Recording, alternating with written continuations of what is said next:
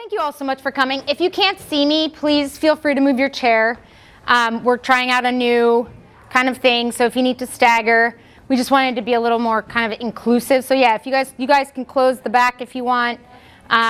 This is our second one, so again, I appreciate everyone's flexibility. Welcome, come on in, grab a seat. As each one goes, we'll definitely we'll figure it out by the end. We got like 7 more left, so by the end we'll figure it out. So I'm Whit Rafidi.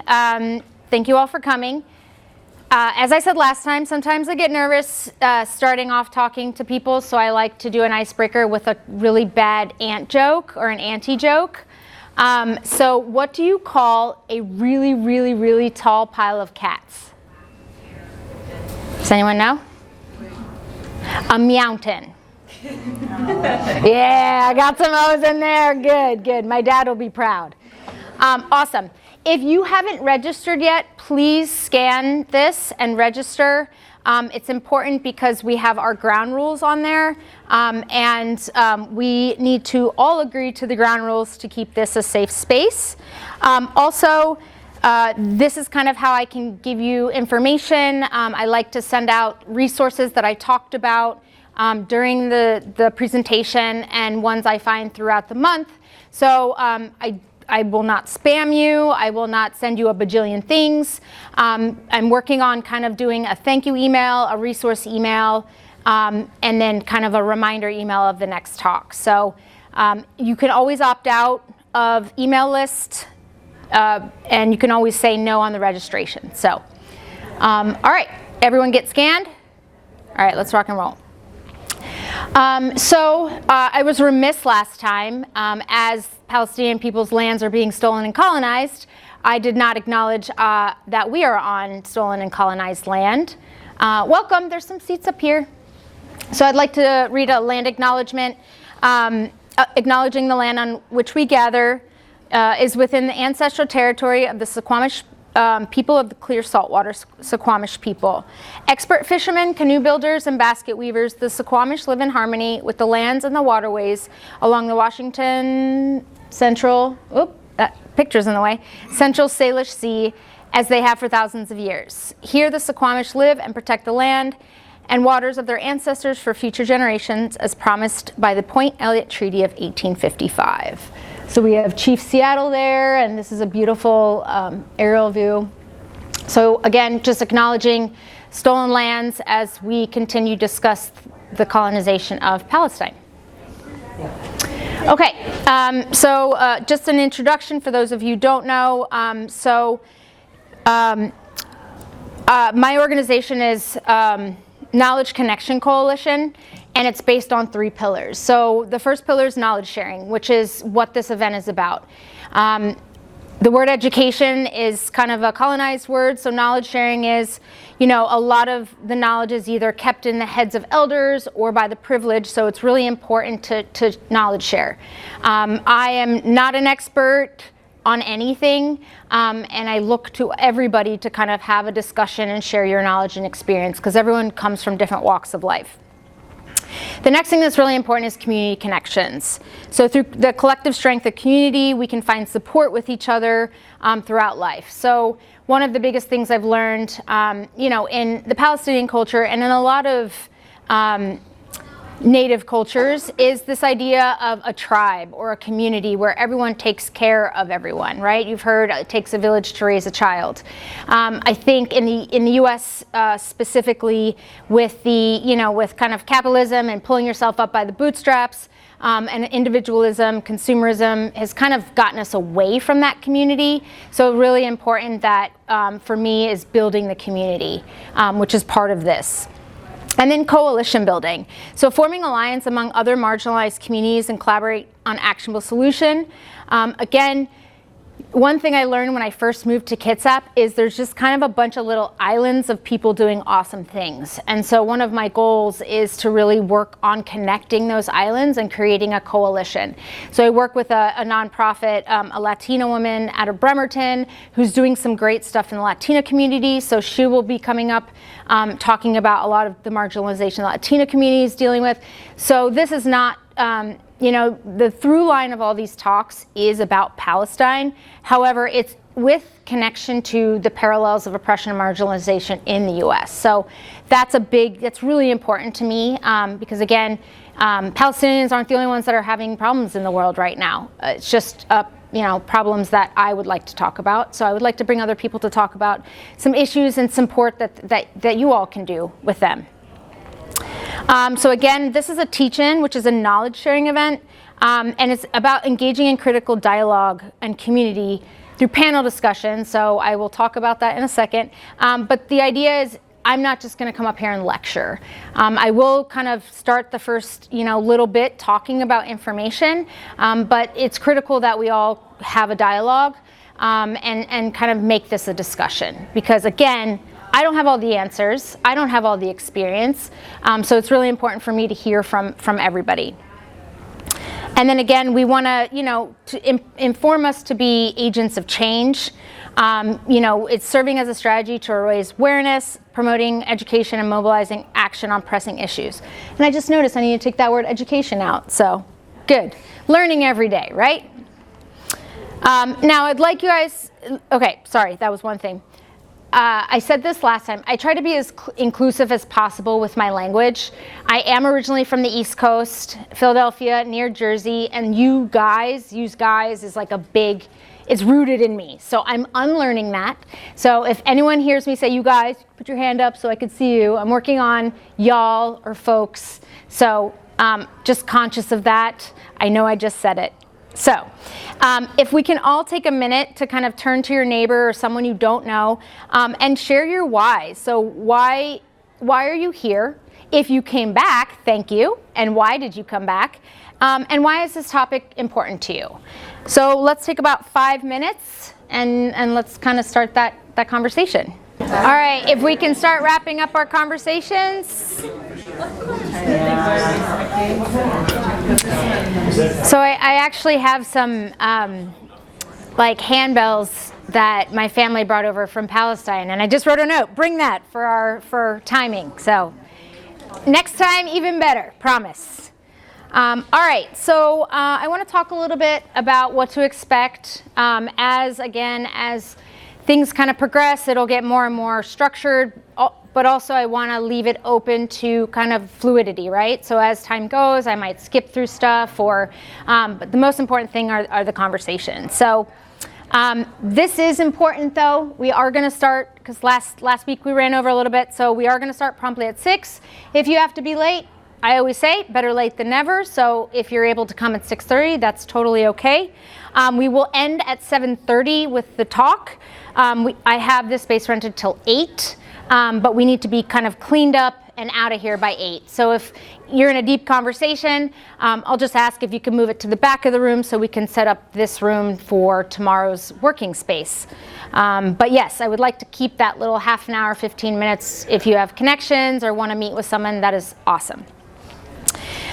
So kind of the structure that I've been thinking is, this part, which is the housekeeping part, and then, the community connections, which you all just did.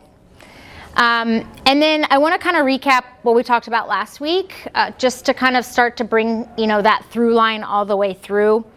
Then I always like to do word clarifications. So there's a lot of confusion sometimes about certain words that we hear around the Palestinian situation. So I pick my goal is to pick a set of words that are based on the topic. Today I picked a set of words based on some situations that happened last week, also on the topic. So, and then in everyone I'll give a little bit of Palestine history, and again, to focus the Palestine history on kind of the topic at hand.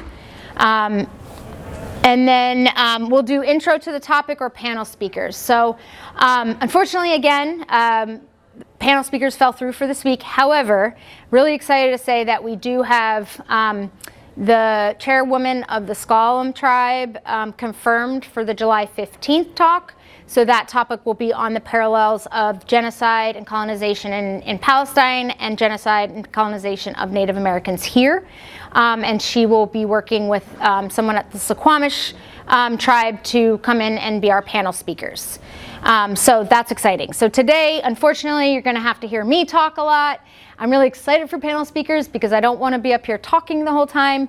But today's topic is also really important, and I actually had this topic slotted for July 15th or July 18th, so I just swapped them. So again, it'll be, I promise, they're all good topics. Again, panel discussion, topic discussion, then we'll have that community discussion and any questions. And then, of course, at the end of everyone, we'll have action tools, things that you can do in your day-to-day life or bigger things if you choose to do so. I'll talk about the upcoming events, and if there's anyone here that has any community announcements, any events pertaining to any sorts of like good things that are happening, right? Don't tell me that you have your daughter's graduation this weekend. Congratulations, however, more so in community events that people are doing. And then we'll do a community closing, and then that mingling and cleanup. So even though we all read and agreed to the ground rules, I still want to set the tone for the ground rules because it's very important for me to have a safe space here. So again, this is a human discussion, a human issue. It's not political or religious. This is about lived experiences of colonization and marginalization of the Palestinian people and of people in the U.S. So this is a safe space. It's really important for people to feel comfortable to express. We all don't necessarily know each other. However, being in a 12-step program, sometimes sharing with complete strangers is more cathartic than sharing with someone that knows you. So the idea is if you feel comfortable to share and be vulnerable, it's greatly appreciated. Calm conversations only. Yes, some of these topics are very hard. Yes, they can bring emotion, but we're all here to learn, right? So no yelling, no screaming, all of that. I don't expect that, but I need to say it. No question is stupid. So if you heard like, hey, like I got a question from the other day, someone was like, okay, so like what's the difference between like Hamas and, something else? And it's like, what I know, you might not know. I can't assume that I know what you know and you know what I know. So no question is stupid. Please feel free to bring it up. The next thing is intentions are everything, right? So if your intention is to learn and the question is about, a sensitive topic, that's okay. Education is easy. It's the intention that's important. Participation is important. If you keep coming, I will learn your name and I will call you out. So please, let's talk, let's have a dialogue, let's participate. Action items are the goal. Again, this is a knowledge sharing thing, but I want everyone to come away with things that they can do to help either the Palestinian cause or other marginalized community causes. So it's really important that at the end, you'll have some action items you can choose to do. And this is for everyone. There's no gender, religion, sexual orientation, politics, like it's all welcome here. That's really important to me. I want it to be welcome and inclusive for everybody. So if anyone's having any issues hearing me or reading or anything like that, I'm quite verbose on my PowerPoints. I've gotten that comment my entire college career.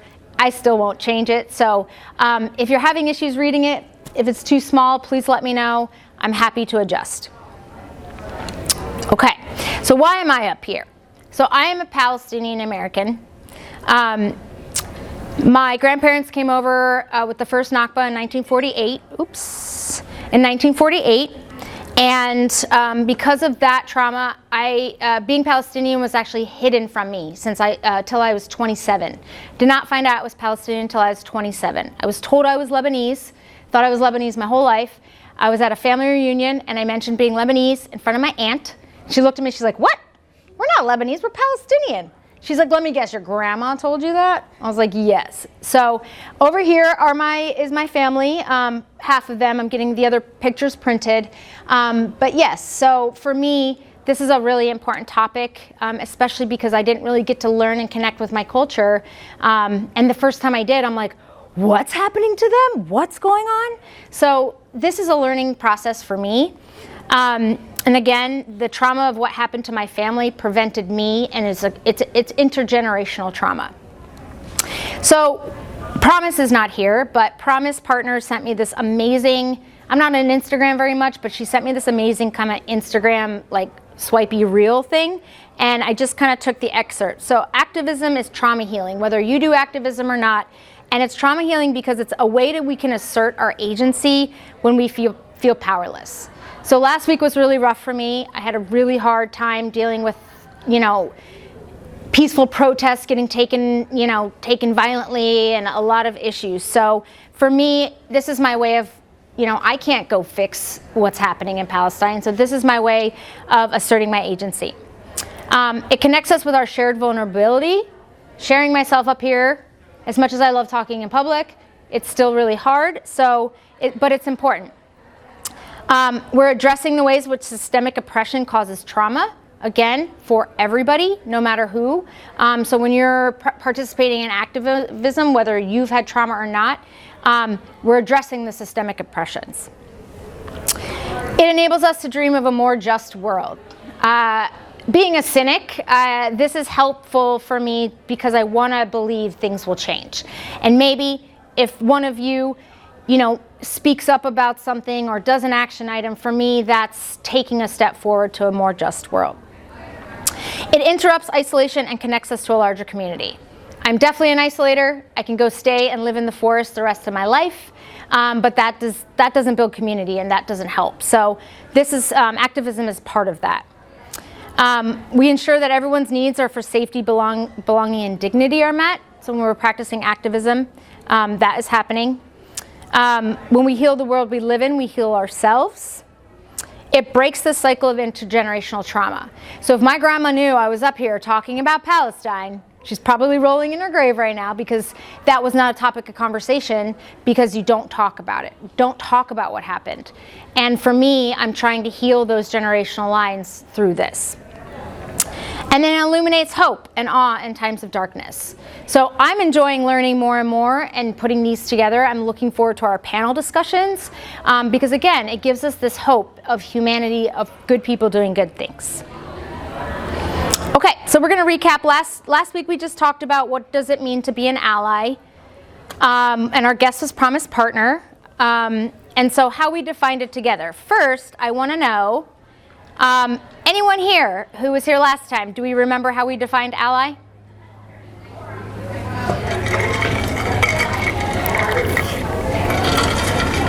Partner. Huh? A partner. Oh, I like that. Okay.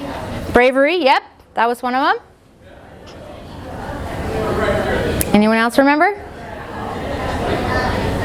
It's okay. So taking leadership from people that you are supporting. So again, it's really important to listen to the people that you're supporting because they know what they need and not just telling them what they need, but listening. It's not performative, right? So there's a term called clicktivism or slacktivism. A lot of the hashtags out there and stuff like that is considered, oh, cool, I'm just going to put a hashtag BLM or a hashtag Free Palestine and that's my activism. That's considered performative. Yes, you're pushing, yes, you're stating your viewpoints, and then what, right? So being an ally is more than just a hashtag. Showing up, listening, and unlearning. So we are all socialized and learned in different systems of oppressions. And so part of being an ally is unlearning those. Like for me, using you guys. That's something I've learned. And that's not an inclusive term because we're not all guys, right? So that's part of being an ally. Brave and courageous. Being humble. Walking alongside and loving other humans. And being intentional. So showing up where there's injustice, right? It's not just about it's being intentional with it. So sometimes I keep quiet in a situation where it might not be a good idea to speak up, but most of the time I do speak up. Most of the time it's not a good idea, but I do it anyway. 6:30, okay. I'm gonna play this. It's 4 minutes. Let me look, 4 minutes. Yeah, I think we're good on time. So this is made from U.S. Palestine, U.S. CPR, U.S. Campaign for Palestinian Rights. This is on their website. And so it's just a 101. Something I'm going to talk about today is kind of changing our verbiage around what's happening in Palestine. And so some of the words on here are a bit triggering, but I think it's important. It kind of just gives an overview of things and it shows the reality, which is really important. Through June, Palestinians in Gaza and the West Bank, including East Jerusalem, mark another year of living under Israel's brutal military occupation, now more than a half-century old. This occupation is characterized by the violent theft of Palestinian land and resources, racial profiling and targeting of civilians, mass incarceration and torture, and more. For decades, a supposed peace process has been ongoing to end this occupation, but instead it has served as a cover for Israel, as it further entrenches its control over Palestinians and their land. The occupation and settlement of the West Bank and Gaza were never meant to be temporary. They are simply the latest iteration of Zionism, the settler colonial project being carried forward by the State of Israel. The Zionist movement that would come to found Israel sought to respond to European anti-Semitism by creating a Jewish nation-state in Palestine. Zionist leaders understood that a way to manufacture a Jewish majority was to remove the native Palestinian inhabitants and settle Jewish people in their place. Despite anti-Zionist campaigning by Palestinian leaders, the Zionist movement won support from Britain with the Balfour Declaration in 1917, triggering decades of fierce Palestinian resistance to the colonization of their homeland. This included international lobbying for independence from the British Empire and, in 1936, a massive popular mobilization that began as a general strike and would eventually become the armed uprising known as the Arab Revolt. Despite Palestinian resistance, in 1947 the UN recommended partitioning Palestine against the will of its native Palestinian population, and Zionist militias were emboldened to create a state by force, including through the ethnic cleansing of Palestine. In order to create the State of Israel with a Jewish majority on 78% of Palestine, Zionist forces depopulated and destroyed 500 Palestinian villages, and then denied 750,000 Palestinian refugees the right to return to their homes after the war ended. Today, more than 7 million Palestinian refugees live in exile, prevented from exercising their inalienable right to return to their homes simply because they are not Jewish. Meanwhile, Israeli law permits Jewish people from around the world to immigrate to that same land anytime they wish. Although they were eventually granted citizenship, Palestinians who remained in what became Israel lived under martial law and military rule for nearly 2 decades. Today, Palestinian citizens of Israel remain subject to a system built to structurally disadvantage them, with more than 50 laws that discriminate against them as non-Jews in a Jewish state. Israel's intentions are most clear when it comes to the Gaza Strip, where Palestinians are targeted by a suffocating siege, denied their basic needs for survival, including adequate food, clean water, and electricity, subjected to periodic heavy bombardment, and sealed off from the world, unable to escape. This is a humanitarian catastrophe deliberately manufactured and maintained by Israel. U.S. taxpayers are complicit in Israel's apartheid system through the billions of dollars in weapons that the U.S. gives Israel each year, about $10 million every day, and through the political and diplomatic support the U.S. provides in blocking international efforts to hold Israel accountable. After more than 100 years of Palestinian resistance to Zionist colonization, it is as urgent as ever to join the movement for freedom, justice, and equality for the Palestinian people. So I supplied this as some of the resources last month. So something I want to talk about that kind of came up, and I've heard many a times that kind of talking about Palestine, doing these sorts of things is considered anti-Semitic. I actually, and this is really kind of added to my awful week last week, my best friend of 25 years, her family were Russian Jewish immigrants to the U.S., told me last week, because I'm doing this, she doesn't know if she could be my friend anymore, and she didn't realize how anti-Semitic I was. So today, it's not necessarily along with the topic, but there was another situation came up that these events were also called anti-Semitic, that the flyers that I put up. And so I really want to kind of do a myth busting before we continue, because this is something that does come up. This is something that, people do say. And so as a researcher, as somebody who wants to make sure I am not being biased, granted I have my biases, we all do, I found this amazing booklet, which I printed a couple copies in the back, and I'll send this out as a resource. So this is by a website, a group called Trua. I'm probably not saying that, but it's a group of rabbis who call for human rights. So this is written by rabbis from the Jewish faith about anti-Semitism. And what's wonderful is, and I actually took a lot from here, there's an entire section on anti-Semitism and racism in the U.S., and then criticism of Israel and anti-Semitism, and what's considered anti-Semitism. So I'm just going to kind of go through some of the main points. Defining anti-Semitism is hostility, prejudice, hatred, or violence against Jews as Jews.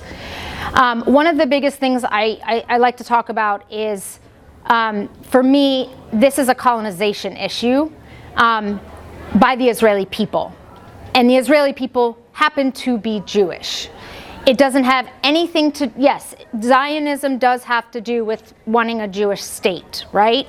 But talking about Palestine is not anti-Semitic, because anti-Semitism is, that prejudice, hatred, and violence against Jews as Jews. So the classic Hebrew term for Jews, Am Yisrael, the people of Israel, conveys a sense of peoplehood that is belonging to a nation with a history, belief system, a sacred language, a connection to another, and a connection to a historic homeland. The confusion between criticism in Israel and anti-Semitism arises for a lot of reasons. They cite it that Israel's self-identification as a Jewish state, right? So people, you hear Israel, you think of a Jewish state. Claims by some Israeli leaders to speak on behalf of Jewry. So there's a lot of Israeli leaders that say I'm speaking on behalf of all Jews, which we all know. No one can speak on behalf of everybody. Everyone's human and they have their own views and thoughts. So their biggest fact is 40% of the Jews of the world live in Israel. And historical trauma that leads many Jews to hear attacks on Israel as, a personal safety threat. So that's a big thing that kind of affects a lot of people, and that's something we all need to understand, right? Someone using that term, using anti-Semitic or any term, is a heavy kind of comment, right? Is a heavy accusation. So understanding a lot where that comes from, and this goes deeper into those. These are just some bullet points I pulled from here. What I really liked was this section. So here's some examples of inherently anti-Semitic examples. So portraying Israel as the ultimate evil, or exaggerating its actual influence. Not sure how much exaggeration there is more than what's actually happening, but that's part of it. Holding Jews collectively responsible for Israel's conduct, or treating Jews simply because they're Jewish as agents of Israel. So again, we can't put everybody in the same box, and that's not fair too. Using Zionist to mean Jew. Again, we learn that Zionist is that belief that needs to be a Jewish state at all costs. equating Israel with Jews, and then minimizing the trauma of the Holocaust as a motivator for Jewish attachment to Israel. Any Holocaust denial, obviously we know, and then accusing Israel of being Nazis, which I've heard people say, and so I speak up against that because again, that's not the situation. What I liked is they put some non-anti-Semitic examples. So criticism or opposition to Zionism as a form of nationalism. Criticizing Zionism is not anti-Semitic, right? It's a nationalist view, and criticizing that, not anti-Semitic. Supporting for arrangements that accord equality to all Israeli and Palestinians. So again, the idea is there's enough land for everybody. Let's kind of, we're all in this giant world together. We can figure out how to live together. And Palestinian and Jewish people lived together harmoniously before all of this. So it's, tons, Muslims, everybody. It's when you bring these different powers in that start to really mess things up. So any evidence-based criticism of Israel, including Israel's conduct concerning its Palestinian citizens and the occupied Palestinian territories. So talking about, different murders, obviously we're going to be talking about, Hamas and Palestinian people have killed and stuff like that. But just talking about the actions of Israel and the things that they've done is not anti-Semitic. And any calls for nonviolent forms of protest against Israel, including boycott, divestment, or sanctions, right? So the BDS, a lot of people say that's anti-Semitic.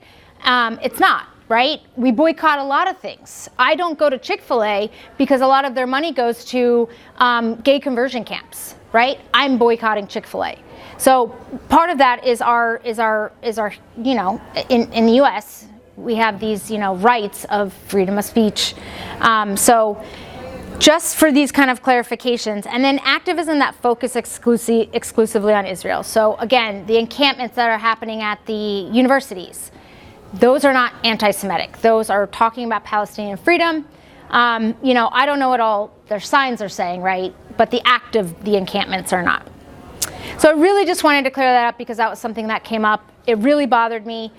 But I notice when I'm triggered, and I would suggest this all, if you're triggered, look at why, right? So I was triggered, so I was like, okay, well, what? Am I saying things that are anti-Semitic? Am I doing things that are anti-Semitic? I want to check myself, which is an action item that I'm going to say every week, is to check ourselves, right? Some of the words I say aren't great, so let's figure out how to change those. Andy? Yes. I have something too that's helped me in those types of situations. Yep. Also remembering that technically Palestinians are also Semites. Semites are not only Jews. Semites are people who belong to a language family from that region. So it includes people from lots of different cultural and ethnic backgrounds. It's more about the language family that you come from. And so if someone is trying to, sometimes people do this, unfortunately, bait you into an emotional state to have a hard conversation and to try to make you look hateful, that can be a graceful way to sort of bow out of the conversation. It's just like, oh, it sounds like we're not on the same page about what the Semite actually is and how we're going to be using that language, and so I would rather step away from this conversation until we can come back and be on the same page about that. Yeah, and one of the things I'll mention later, but there's this wonderful thing from USCPR. I think this is from US, maybe not. It's called The Heart of It, and it's the messaging around the Palestinian freedom movement. And so I don't go deep into this later on, but I'm going to send this out. But it talks about how to kind of change our language. So again, this for me, it's a human rights issue. It's a colonization issue.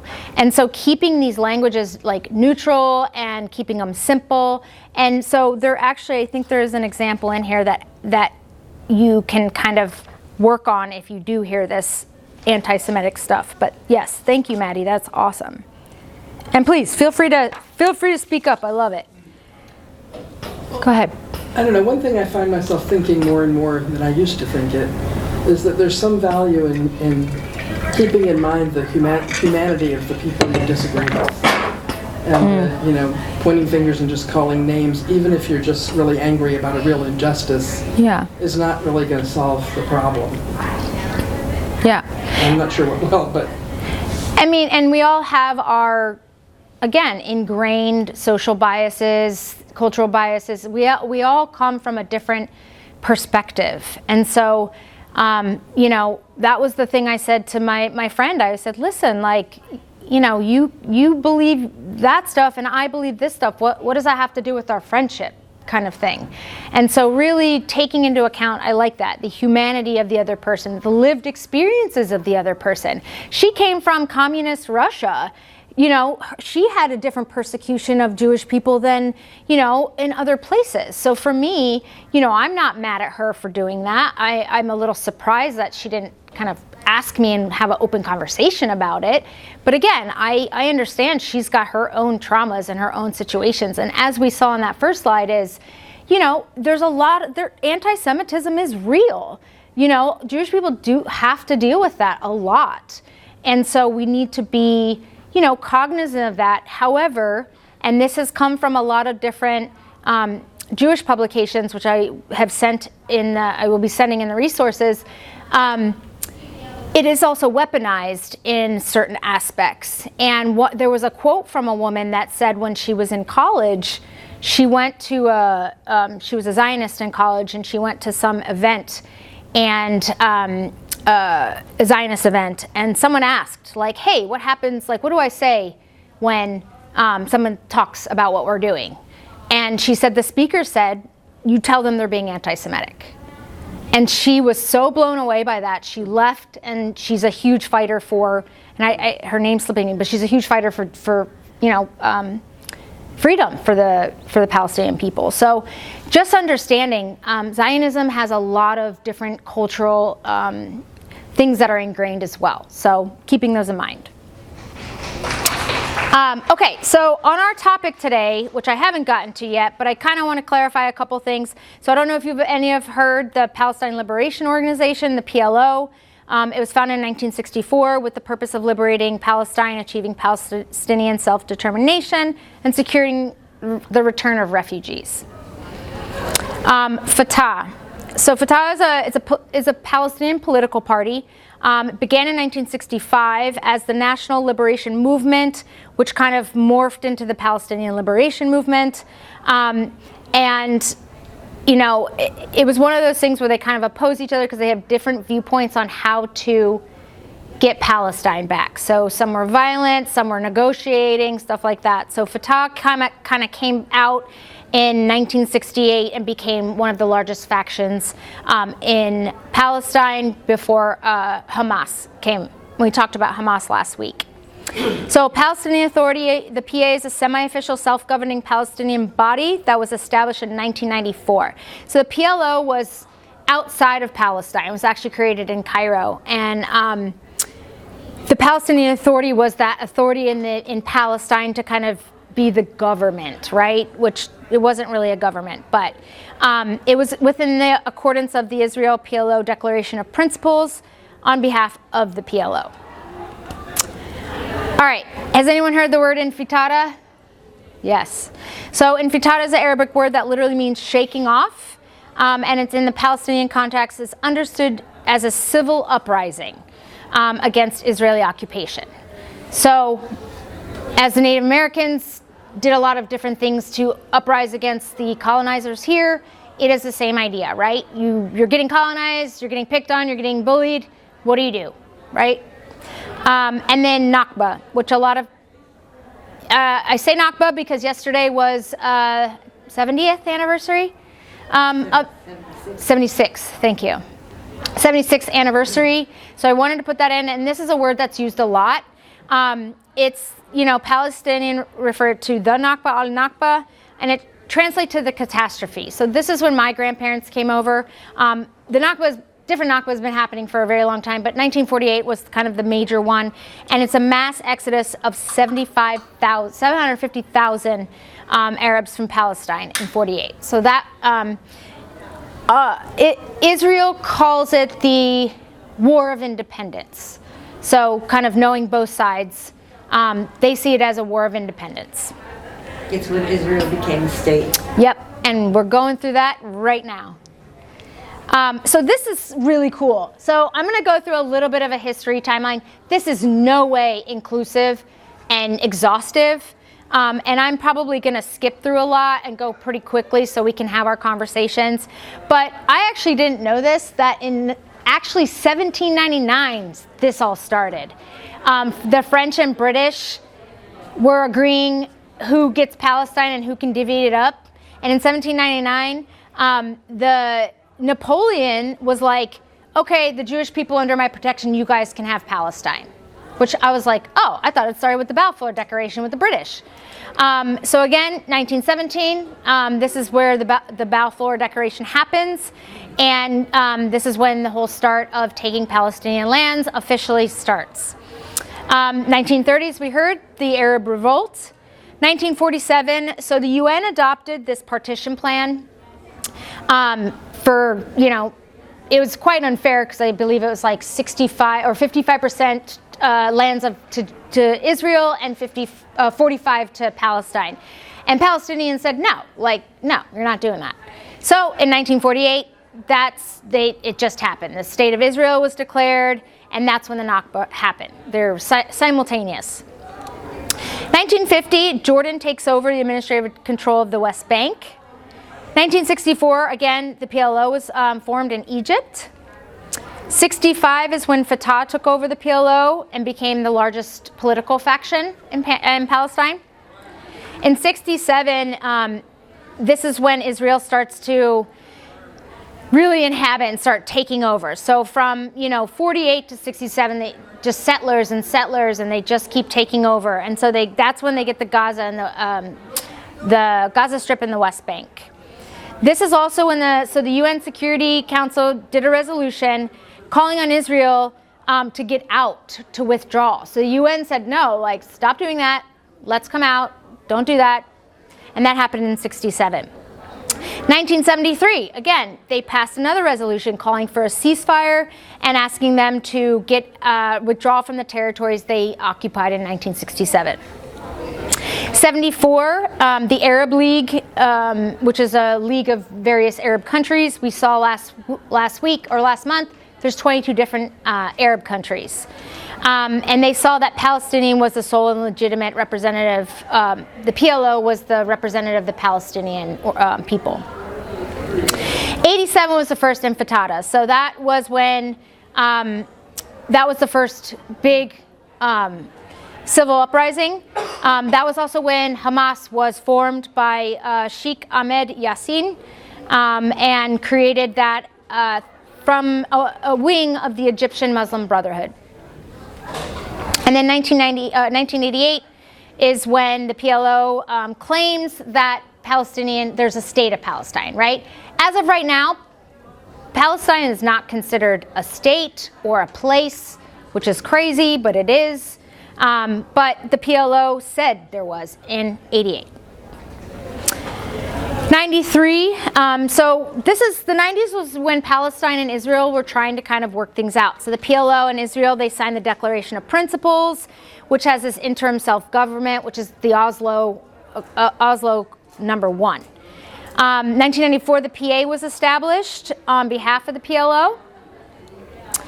95, PLO and Israel again signed another interim agreement granting Palestinians some autonomy around the West Bank and Gaza. 97, again, they come together to sign another agreement that requires Israel forces to withdraw from Hebron. 2000, again, trying to come together and renew the final status of negotiations. And this was done at Camp David II Summit. So this line here is because the second Intifada started around 2000 and it's going to end in 2005. But the big thing is in 2002, Israel comes back in and reoccupies Palestinian cities in the West Bank. So 2005, again, they're like, all right, so Israel withdraws from Gaza and starts taking everything down in 2005. Hopefully we're on a great track. No. 2007, Hamas takes over Gaza And then that's what causes Israel to reoccupy the rest of Palestine, and Fatah takes over the West Bank. 2008 started some yucky stuff. So Operation Cast Lead, Israel forces re-enter Gaza for the first time since they left, since 2005, and again because Hamas came. I'm going to have a conversation. We'll have a conversation about Hamas, definitely in one of these talks. It's a necessary discussion. However, Hamas created a lot of great systems for the Palestinian people. That doesn't mean they had, obviously, their issues. But Hamas is seen as a terrorist organization throughout a lot of different countries. 2012, Operation Pillar of Defense. Israel again attacks Gaza because of Hamas. And this is, again, when people start saying, okay, Israel, the things you're doing, is it kind of, does the punishment fit the crime kind of thing? Another operation by Israel, Protective Edge in 2014, and this is the biggest assault on Gaza since 1967. However, again, obviously we're seeing an even bigger assault right now. And this is kind of where our timeline ends for now. In 2015 is when Netanyahu gets elected again. So the idea is to kind of get an idea of how the Palestinian political scene is going, because today we're going to talk about deciding the vote. So this is a really big issue, right? We're coming up to an election. Our current president, who's supposed to be a Democrat, which has more liberal views, is not doing anything, right? And so I want to start the conversation today. I will be having another talk before the elections. But today is to more start the conversation, start people thinking, and to provide some materials and resources and some action things you can do to kind of educate ourselves. So I want to kind of look at a couple of different things. What time is it? Okay.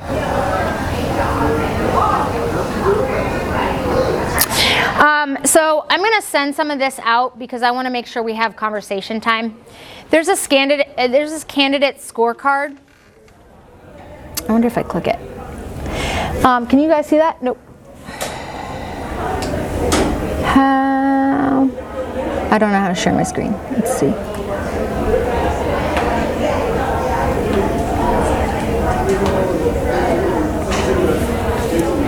Good. Okay. All right. Well, I don't know how to do that. So. Okay, can you see that? No. Oh, there we go. Woo!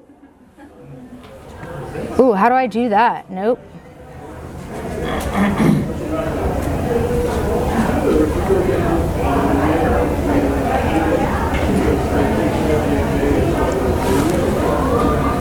Yeah, okay. Now you guys are going to see all my secrets.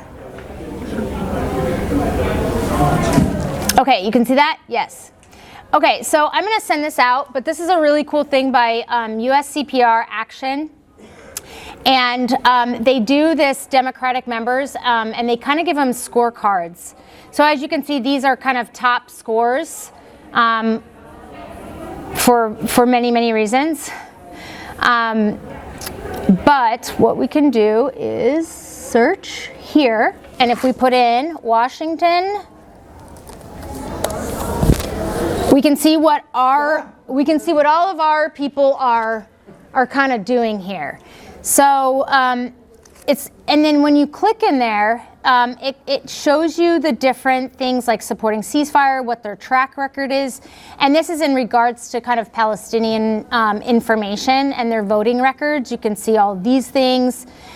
So it's a really interesting kind of thing that they put together. And you can see, I think the best we have in Washington is a C, which, I mean, it's a passing grade, right? But it shows you we're pretty much in all Fs. And we know Derek Kilmer's seat is up for election. So yeah, pretty much everyone's an F. So again, I'll send this out. You can dig into your candidates and learn a little bit more about them. The next thing I want to click through is, this is another thing I'll send out too.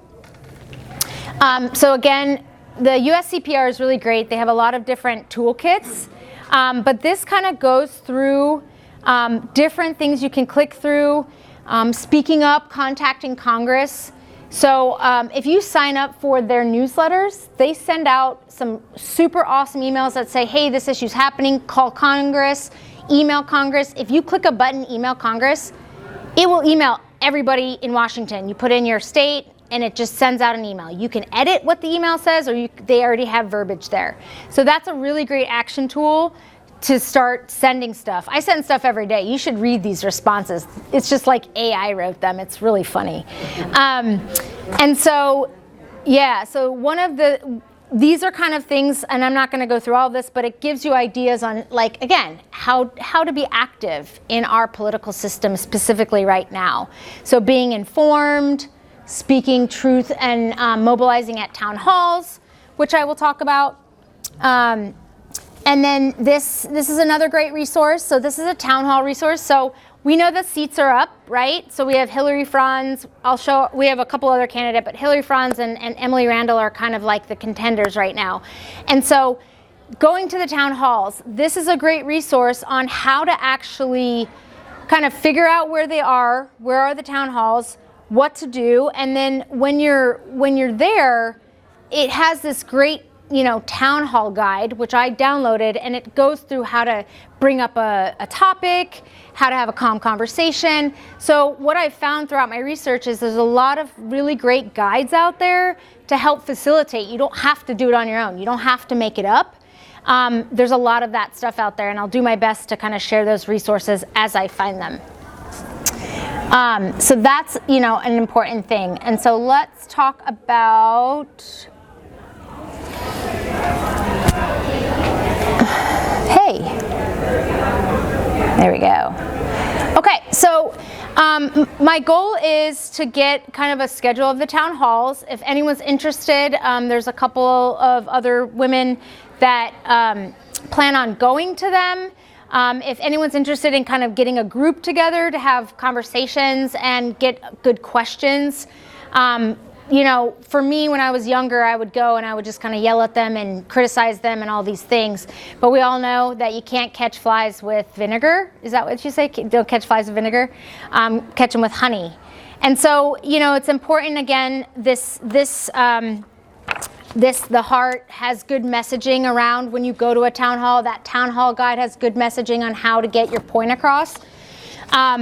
And so one of the things I wanted to share, so unfortunately Promise isn't here, but she kind of went up to Emily Randall a couple weeks ago and said, hey, I want to know your stance on Palestine. And, unfortunately, she's not taking a stance. And she mentioned it's because of the PACs. And this is something I'm going to talk about in the next one. There's a lot of influence in politicians, right? And unfortunately, it's not what the people want. Most of the time, it's not what the people want. It's what a lot of other people want. The people who pay the money, the people who lobby, all those things. So these town halls are important. And one of the biggest things I'm working on, because I know Promise kind of had mentioned that sometimes if you submit a question that they read, if it doesn't have to do with a local topic, they're not going to read it.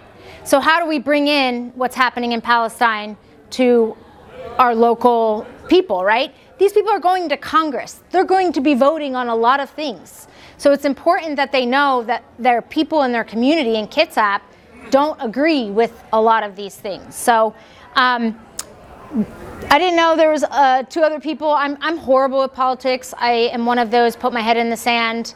I didn't vote until I was, I think, maybe the last election. I think or when Obama came 2008. I didn't vote for the first couple times because I didn't believe in our system. I thought I still think it's rigged, but I think voting's important.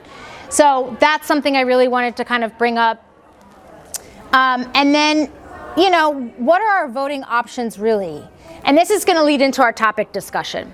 So we already had our primaries. Did anyone vote in the primaries? Yeah. Did anyone vote uncommitted in the primaries?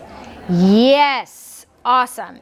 So that's this uncommitted movement is really, I'm going to send this out too, but again, it's this big movement that kind of brought all these different states, because some states don't allow you to vote uncommitted, but Washington State was one of the biggest uncommitted voting states next to Michigan, and Michigan has the mecca of Arab Palestinians in Dearborn.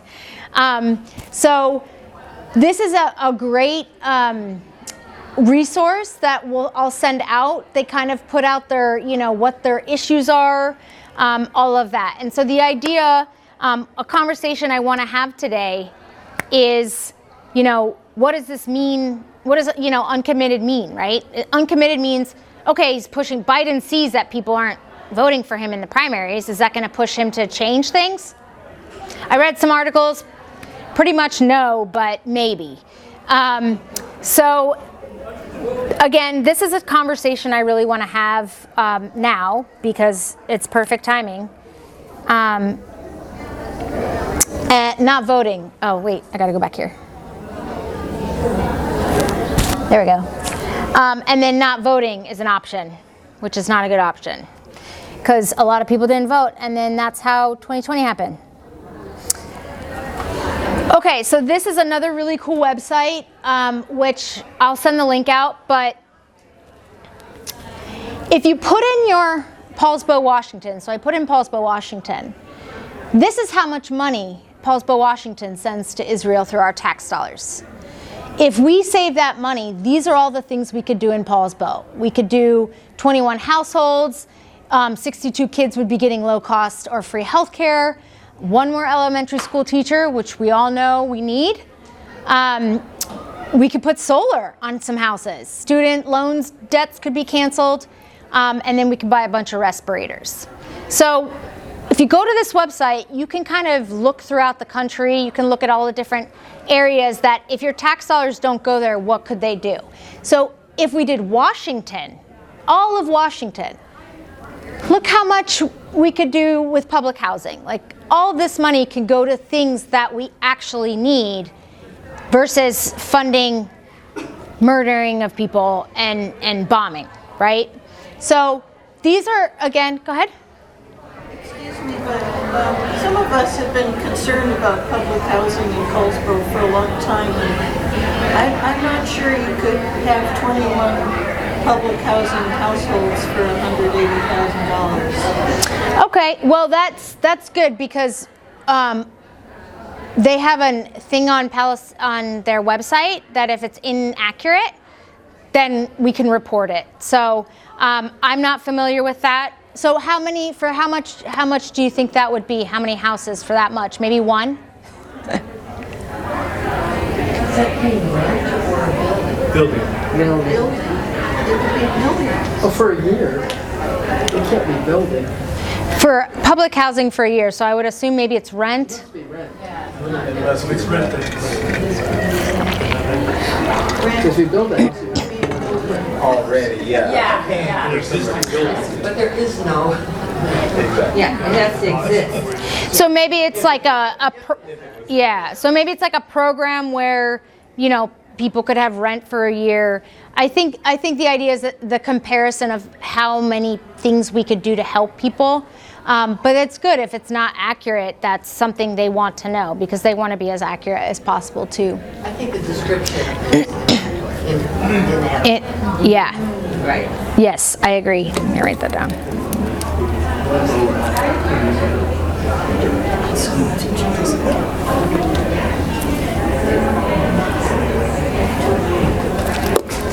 Okay. Last thing before we start a discussion, again, some definitions for people who might not be aware. What uncommitted is basically saying I'm not committing to a presidential candidate. The movement is, pushing this to hopefully move the needle. Show Biden like, hey, we're not going to vote for you until you do something. And this is a good question that I'm going to have for all of you after. And then a PAC. I've heard this word. I kind of knew what it was here and there. I wanted to kind of, this is really small. So a super PAC, they can get unlimited contributions for corporations, individual labor unions, and other PACs, and they finance independent expenditures and other independent political activity. So if anyone's more versed in this and wants to have a better explanation, please feel free. I got this off a great website that explains it. And hybrid PAC takes this kind of the same ideas, those unlimited contributions. They, finance these independent expenditures, but also other ads that refer to a federal candidate, and they are permitted to make contribution to federal candidates.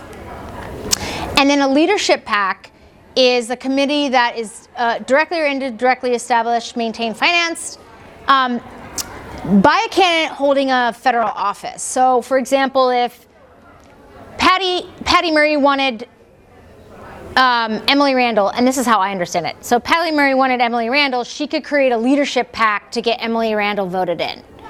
So, again, these money makes things move in the political, in a lot of places, but in the political world. So it's really important to understand that our politicians aren't necessarily just listening to their constituents. They're listening to the people that give them money because it's expensive to run for office. All right, now we're going to talk because I'm tired. So here's some questions. I want to have this conversation. So what are your thoughts on who we should vote for, how we should vote, what are the best options? Here's some questions I kind of wanted to know personally. So, if Biden decides, okay, I'm going to call for a ceasefire and finally stand up and do the right thing, do we still vote for him, knowing all the things? Do we vote uncommitted? Giving uncommitted votes, giving Trump votes? Is not voting giving Trump votes? Is, how are PACs influencing these politicians? So again, Emily Randall basically said APAC, which I think is APAC. Does anyone know what APAC is? What is it? Is it the APAC? What is it? Is it? It's I don't remember what it stands for.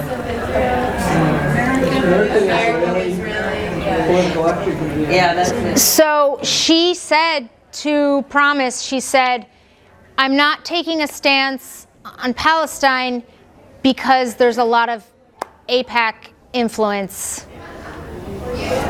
So that's what I wanted to put this question up here. It's like, well, that doesn't have anything to do with you. You're a Democratic person and you have your stances, right? You're fighting for abortion rights. You're fighting for a lot of human rights. To me, they don't line up. So that was a question I had, is like, okay, that's your answer? Your answer is because a PAC is going to influence something? So just a discussion around that. Has anyone researched or talked to any Palestinians to see what their stances are and what supports they need? And then this is a bonus. If anyone's got an answer to this, I'd love it. Is there any way to get away from this two-party system, right? We're stuck. I don't know if anyone has watched South Park. It's a silly cartoon out of Colorado. They have a really good episode on, and I think this is back in the 90s, but they joke that you're voting between a turd sandwich or a douchebag. Like, which do you pick, right? And the characters were actually a picture of like a turd sandwich with like arms walking around and debating and Ranked choice voting. Huh? Ranked choice voting. Ranked choice voting? Can you elaborate on that? Yes, it allows you to, if your candidate that you voted for, your first option does not win, then you go to the second option. You can stamp your vote saying, I vote for this person first. If this person doesn't make it, then my vote will go to the second person, and there's a movement to make that happen. So that your vote is, so for instance now, if you vote for a candidate and they don't make it, your vote is lost. But in this case, your vote would go to the next person, the next candidate that you want to support. So your vote is not lost. And is that that is something that is happening, or is that something they're pushing to happen? There is a lot of movement Okay. in different states and in Washington. It definitely exists in some states, not at like the presidential level, but there are like senators and representatives. One of the things that I remember reading about ranked choice voting was in the wake of the attempted impeachment of President Trump following the January 6th insurrection. There were some Republican senators who voted to convict. It wasn't enough, but like of the ones who did, I read like about them specifically. Some of them were not reelected as retaliation for their stance on that. Some of them retired and they knew they were going to retire, so they were like willing to vote for that.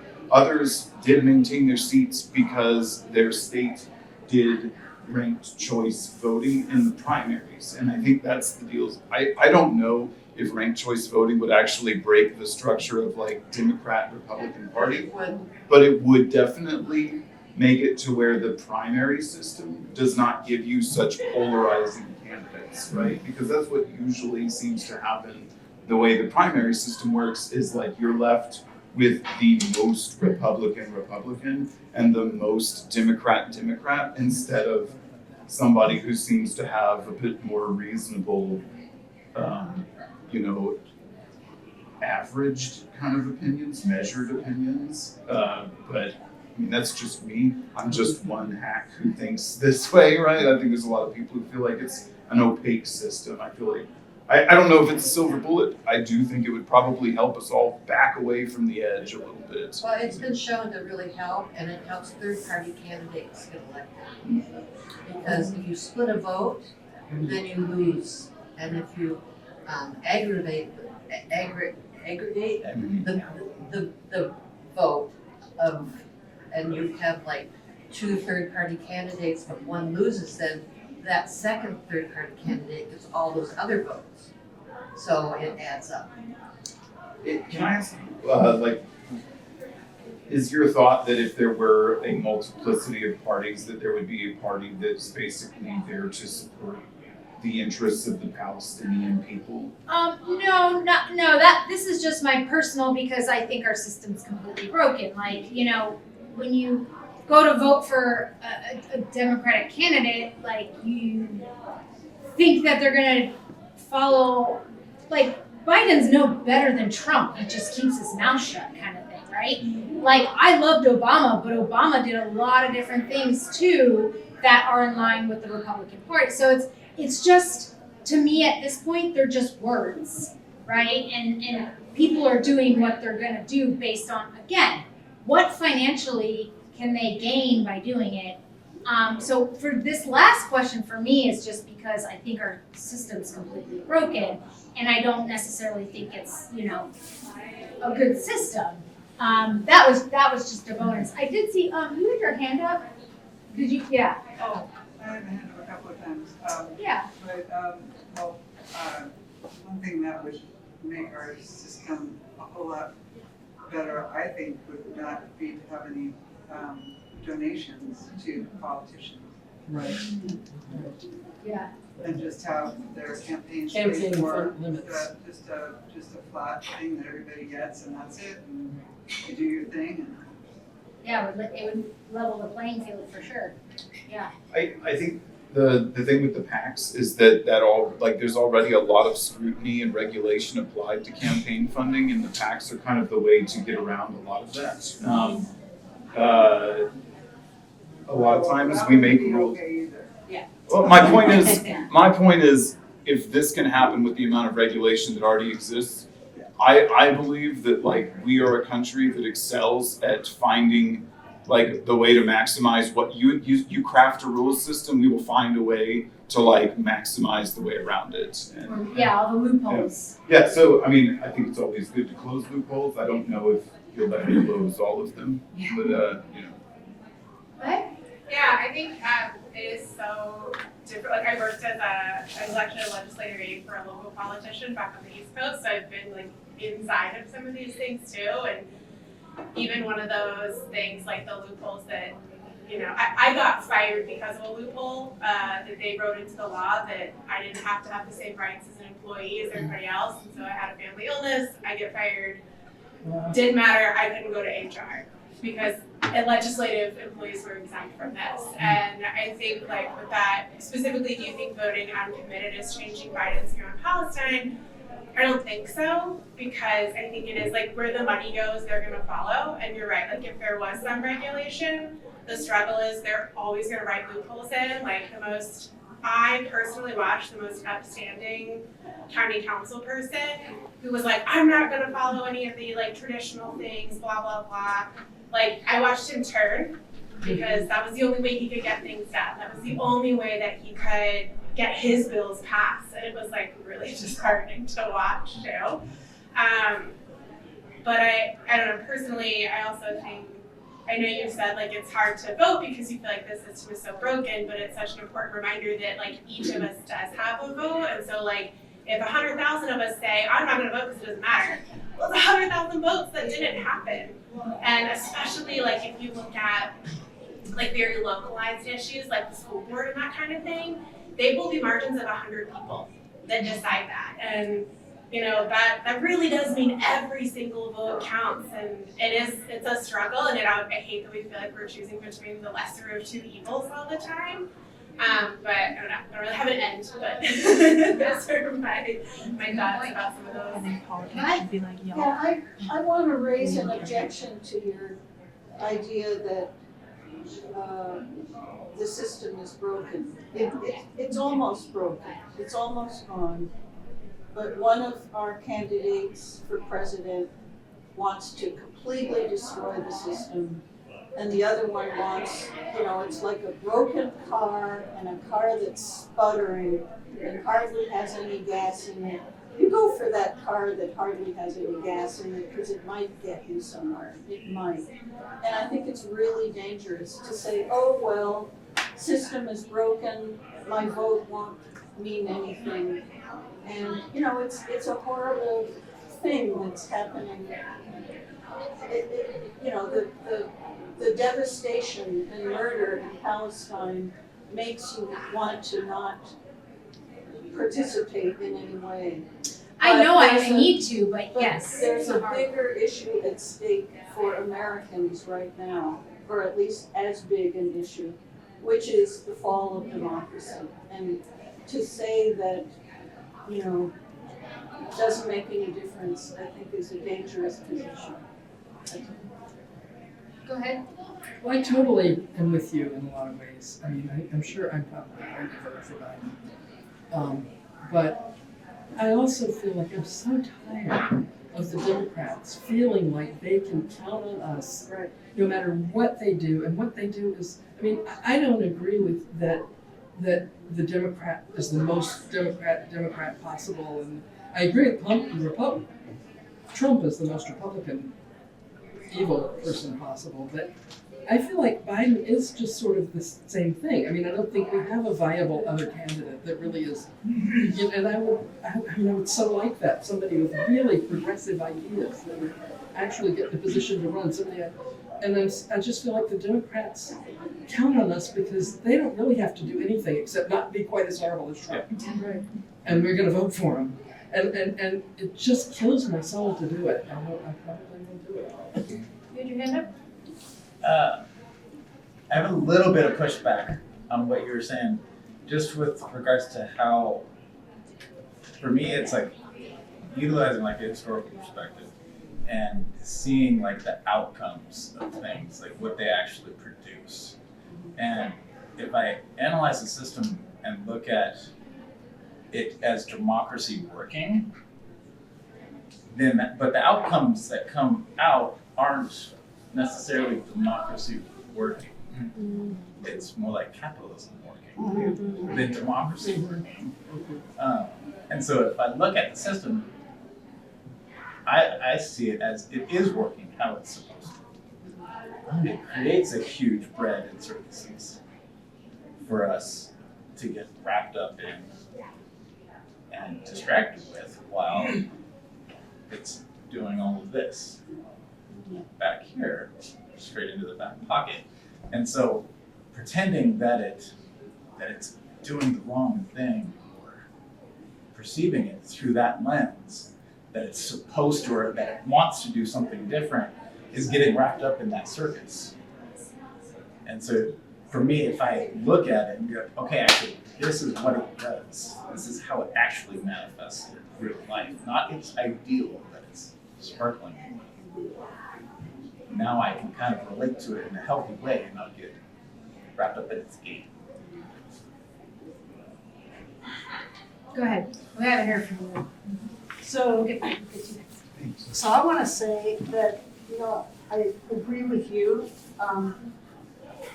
The idea that the system is broken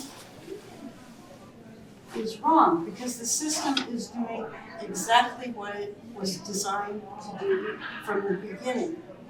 So it's not broken, it's just a wrong system. Right? Good point.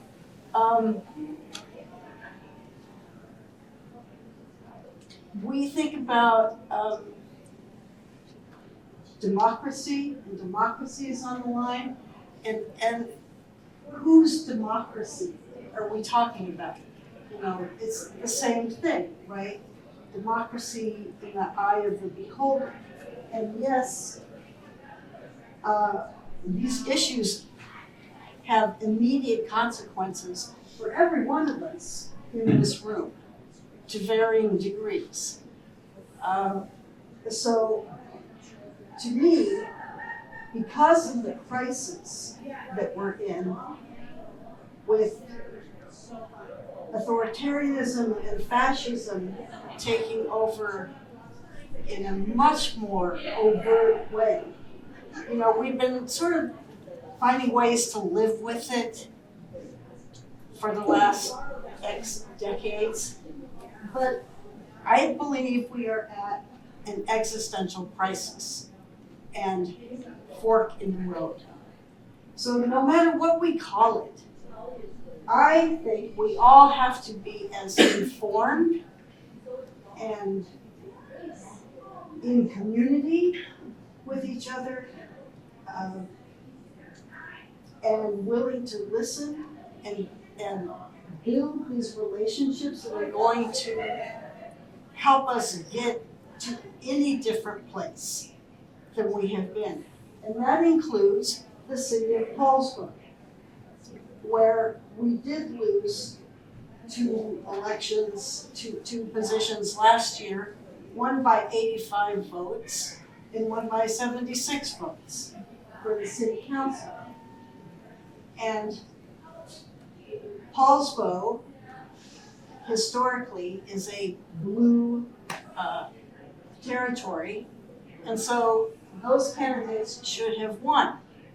What that says is that some of our own Democratic or blue or liberal or progressively identified voters here voted against because of issues of racism and homophobia. So we've got a lot of, very fundamental work to do with each other, which looks like talking to your neighbors. And those hard conversations you're talking about. Last week at the city council meeting, the head of the Human Services Department got up and spoke, not in her capacity as a city staff member, but as an individual and as a Jew. And she took profound offense that Turtle Island, 1492, Palestine, 1948, Free Palestine, had been chalked on the sidewalk in front of a business at the upper end of Front Street.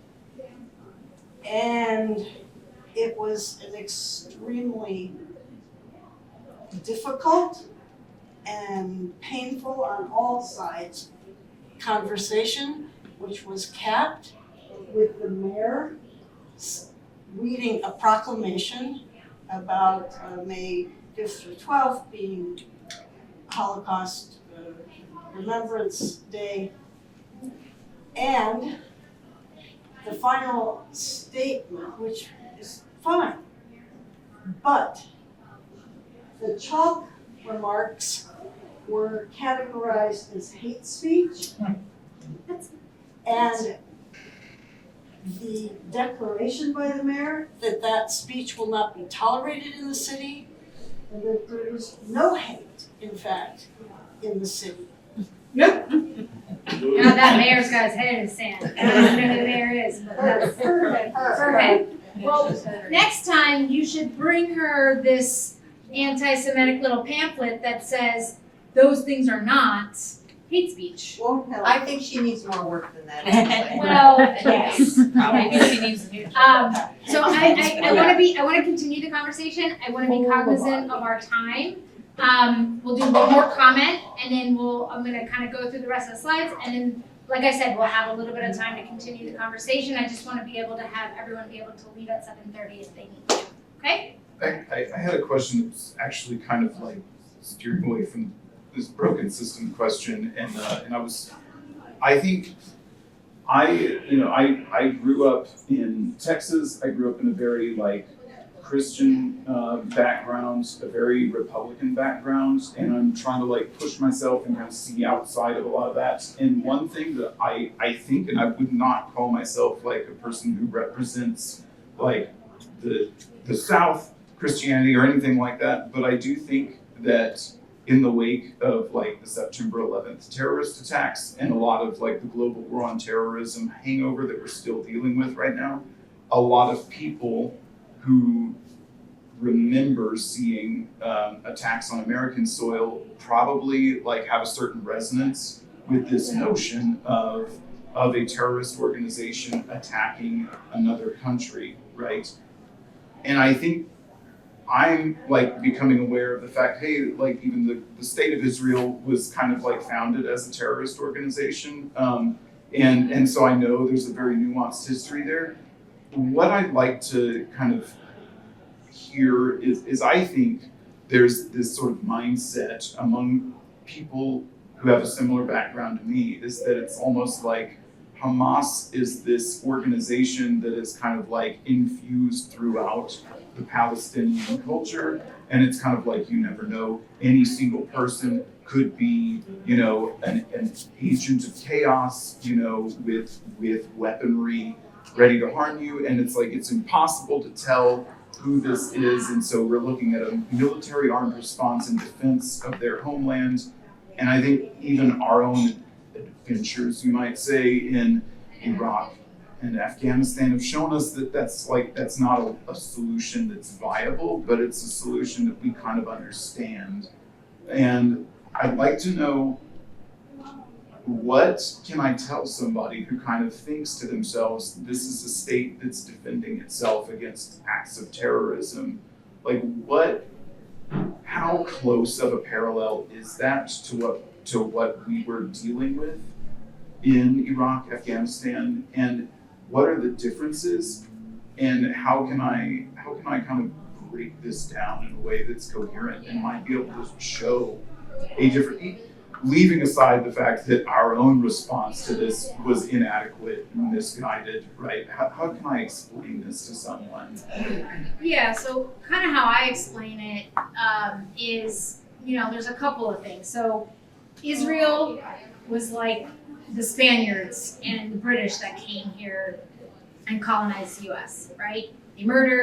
They were actually nice to put them on reservations instead of completely killing everybody.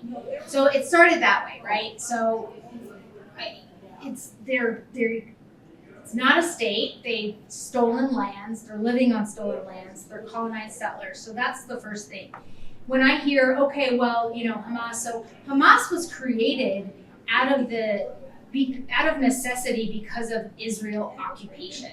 So that timeline, and I'm happy to send you the resource, that timeline, Hamas didn't start until, you know, years after Israel was doing what Israel was doing. And so what I liken it to is, think about if you're in a school and you see kids and there's a bully, right? And there's a bully and he's bullying everyone and he's taking your lunch money and doing all these things, right?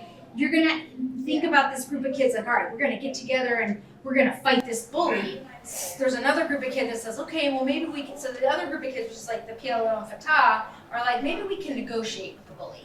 And this other group of kids are like Hamas, and they're like, no, we need to do it with violence, and we need to beat this bully up, right? So that's kind of how I explain it. And so the attacks in 2023, to me, was just like, finally, they're tired of being bullied. And they've been fighting back, and they just went real big with it, right? So that's something to look at it. They're not defending a home state because it's not theirs, because they took it, right? So technically, if Native Americans revolted, they're defending their home state. They're defending their homelands. They tried to. It's just they came in, the colonizers and British and Spaniards came in with like arms, right? Guns and stuff that Native Americans couldn't fight against. So I want to be cognizant of time. Go ahead. I think that is a great question, and I think it's more complicated than what you're saying. No, it is. Let me just finish my sentences. I mean, the people, first of all, it's governments, right? Foreign governments who founded the state of Israel, who are the bullies, basically, because of, after the Holocaust, here were these traumatized millions of people, of Jews.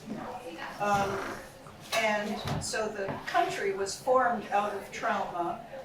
And I remember my parents, when I was a kid, I'm Jewish, sort of, my parents saying, well, Israel has to defend itself. It's surrounded by all these Arab nations. And so it's psychologically really complicated. And I'm not sure that the bully argument accounts for everything. And, it's, I hate to use the word now, but education is really important in trying to talk to people about this extremely emotionally charged and historically charged situation. And I know we don't have time, but I sympathize with your question. And we'll get to more kind of conversations on it. Maggie, you'll be the last one, and then we're going to move on. Well, one of the best approaches I think that people can take that's sort of an all-encompassing, not just for the Palestine issue, but like what I heard you describe was the need for people to deconstruct their own their own deeply intrinsic structures of imperialist thinking, which also ties into, yes, valid historical trauma, but also enforced victim complexes, which all comes from imperialist teachings to uphold support of imperialism without us really realizing that it's what we're doing. And so those can be like, you can find it to apply for almost any context that has that sort of difficult, where that internal deconstructing needs to happen before a productive conversation can even begin. That's the approach that I've taken, at least. There's a good book called Confronting the Empire by, I think his name is Majid Iqbal, yeah. Okay, by Iqbal. That has some good resources in it. Orientalism by Edward Said is also really great for giving like framework for how to have those types of conversations from both a historical context, which yes is important, but also from that framework context that helps you then apply it to other situations. Go ahead. I think also that I do think you could have a whole section on this. Yeah. And as part of that, I think it's important to remember, for a lot of years, the PLO was dismissed as a terrorist organization. And that once more radical organizations began to evolve because nothing was changing, all of a sudden the PLO looks more reasonable to the U.S. and is we sort of wish we could deal with them now. But anyway, I just think that's important to really realize that they, any kind of Palestinian government was viewed as unacceptable. And Okay, so yes, we're going to continue. We're going to have more deeper conversations. Your question was a very deep one to not be able to talk about within a couple, but it's good. Have conversations with people, right? So I see it differently. you're correct. Where this did start in 1799 with the French and the British, and the state was started in 1917 with the Balfour Declaration before the Holocaust. But the Holocaust created the mass settling of it and the movement of it to give safety. Right? There's a reason behind it. So it is. It's a very complicated, deep conversation, and we'll continue it in another one.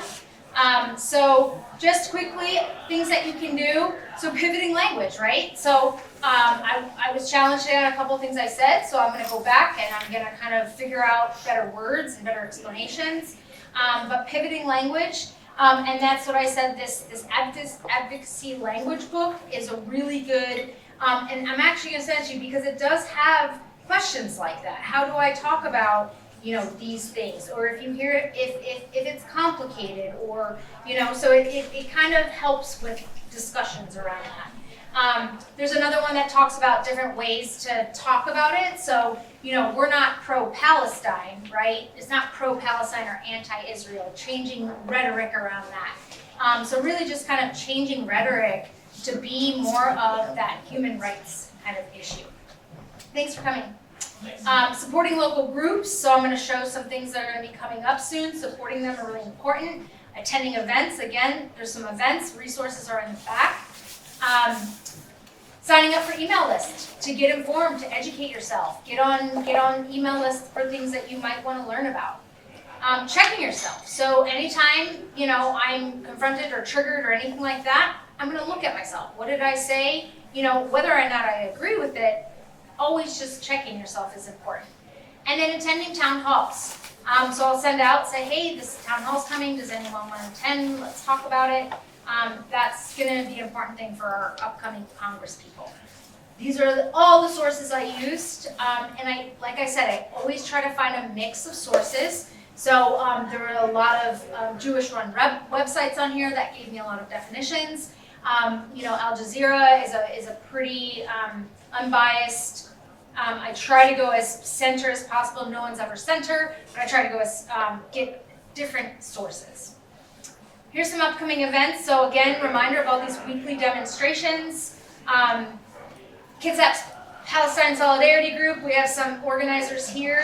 They're holding a Zoom meeting tomorrow to talk about organization and different events. If anyone wants to sign up and talk to them, this is on the events list back there. So there's some sheets that you can grab for upcoming events. And there's a 25-mile freedom walk on Sunday before Memorial Day in Seattle. 25 miles is the length of Gaza. And so they're starting at SeaTac and they're going to end in Ballard, and there's places in between you can join. So once you sign up, you'll see the route that you can go to. We want to have a Kitsap contingent. I'm thinking that your Paul's vote information is wrong. It's not the Viking statue on Highway 3. It's the Viking statue on Finn Hill and Viking Way. Okay, so that's just where I got it from an email that I got. So I will make that. And is that the right time? Okay. I thought it was at 4. It's 4:30 to 5:30. Yeah. So it's a Viking statue right down. 4:30 to 5:30 Yeah. for Paul's boat? Yeah. Okay. I think it's the only Viking statue. I think, It's not yeah, on the most village. it's probably. Yeah, but it's not Highway 3. That would be the wrong location. It's Finn Hill and Viking Way. Okay, yeah, I just copied that from an email, so I just like the correction. Yeah. I'm gonna have her email everything. Okay, so next month, we're gonna be talking about, so I'm working on getting some panel speakers. Working on getting a Muslim Palestinian to come talk, and I would love to invite a Jewish representative, more along I'm gonna reach out for Jewish Action and Jewish Voice for Peace in Tacoma, but I want to have a conversation. There's a Promises talk to me also about Christian Zionism, so really kind of digging into different myths and different things about religions in regards to Palestine, and really just having a full panel of speakers. So that's going to be hopefully our topic next month. Like I said, in July, we're going to have some of the biblical tribe representatives, and my goal is to have different panel speakers from here on out. All right, so we don't have time for this, but I wanted you all to kind of say some things to each other. Thank you for coming. I want to thank Zach back there. Thanks, Zach. He donated his band. It's an awesome ska punk band. The stickers back there. So the stickers are donated. I'm using them as a fundraiser. So if you'd like to buy any stickers, there's some sheets back there. 1 for 3, 2 for 5, or 5 for 15. You can scan the code, and it takes you to the GoFundMe page, and you can just pay from there. So thank you, Zach, and your awesome band. And then I'm going to be creating some Palestinian breakfast packages. So in my family, we ate za'atar and olive oil and pita bread. I'm going to be working with local people, a local spice guy who makes za'atar, getting Mediterranean olive oil from the woman in Bremerton at the Mediterranean Market, and the Los Encantos bakery guy is hopefully going to make us some pita bread. So going to be selling those as part of a fundraiser as well, so keep an eye out. And then, as always, if you can donate, please donate. So thank you. There are resources in the back. Please feel free. Thank you all so much for coming and having these difficult conversations.